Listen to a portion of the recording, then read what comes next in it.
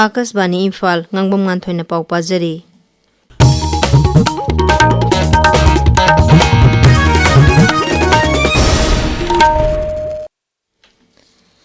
Manipur gi Rajapal Priyokumar Bhala na hairi ngasidi leibak asida member koti ahum hena leiba Cooperative Society lak senipan yangkhai mari hena leiduna leibak asigi sel thum amasung khunai gi phibam phagarhanbada sauna mateng pangli.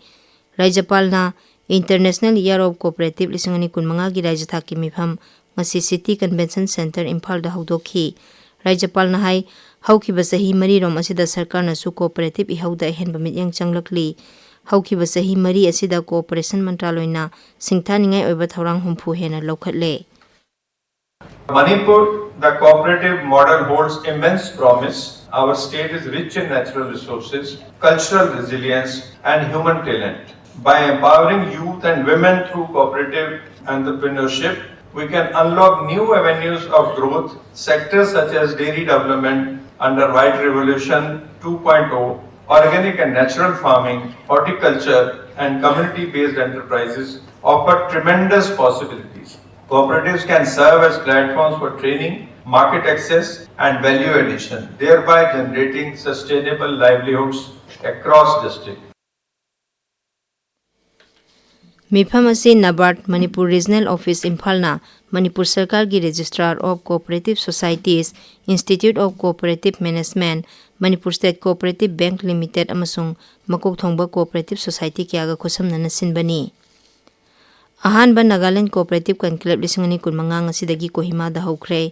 Mifam asi rajya duda cooperative ihau mapangal kankhalhanabagi maikaida singthaninga oiba khongthang amani. International Year of Cooperatives 2025 palan taubo oina numit humni gi thauram asi sinbani. Masigi nunggi wakhalona Cooperatives a Catalyst for Economic Transformation haibasini.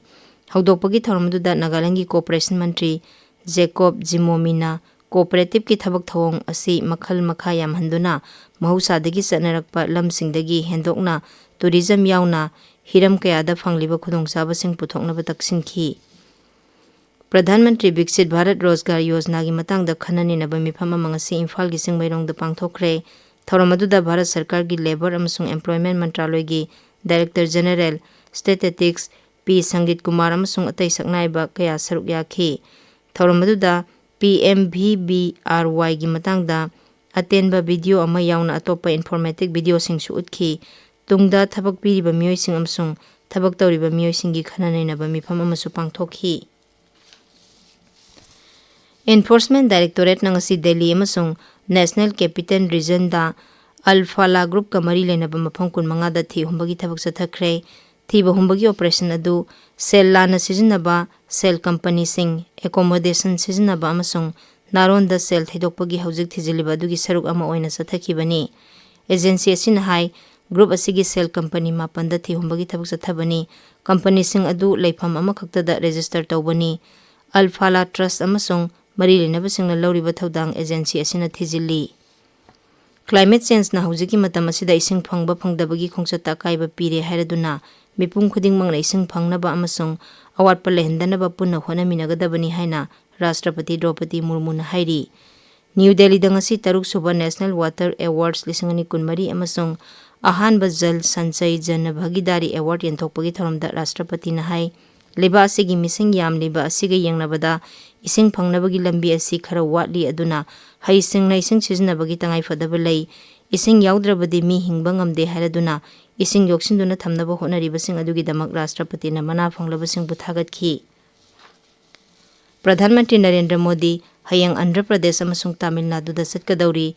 Mahaki Andhra Pradesh khongchatta Pradhan Mantri na Puttapathida leba Bhagavan Sri Saitya Sai Baba gi samadhi su oiriba senglaba laisangda chatuna lai khurumgani.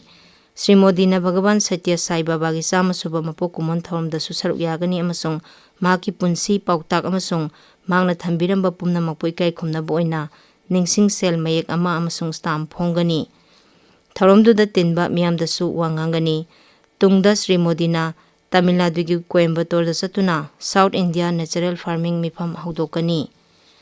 Kendra gi Environment Mantri Bhupendra Yadav na hairi Bharat na ingkumja 2035 gi matamgi oigadaba leba asigi semdoklaba nationally determined contribution NDC December फाउबदा फोंगलगनी पाउ लोइजरे।